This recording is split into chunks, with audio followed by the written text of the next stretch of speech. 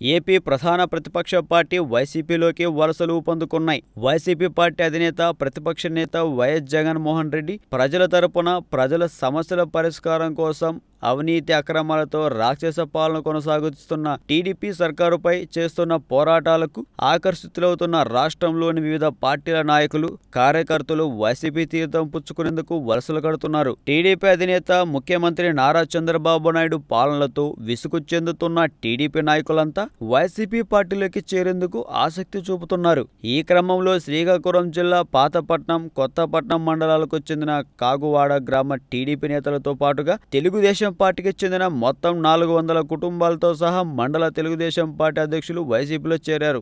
ఈ సందర్భంగా వీరికి పార్టీ జిల్లా అధ్యక్షురాలు రెడ్డి శాంతి వైసీపీ పార్టీ కండువాలు కప్పి పార్టీలోకి సాదరంగా ఆహ్వానించారు. ఈ సందర్భంగా ఆమె మాట్లాడుతూ రానున్న ఎన్నికల్లో తెలుగుదేశం పార్టీ అభ్యర్థులకు డిపాజిట్లు కూడా దక్కని విమర్శించారు. పార్టీలో చేరిన వారిలో అర్జున్ బిషాయ్, ఆదినారాయణ, గణపతి ఆదినారాయణ, మాధవరావు బిషాయ్, కటకం రామారావు, సోమన సాహు, సుభాష్ సాహు, సురేష్, గణపతి, పైడి నాయుడు, జోగిందర్ తదితరులు ఉన్నారు.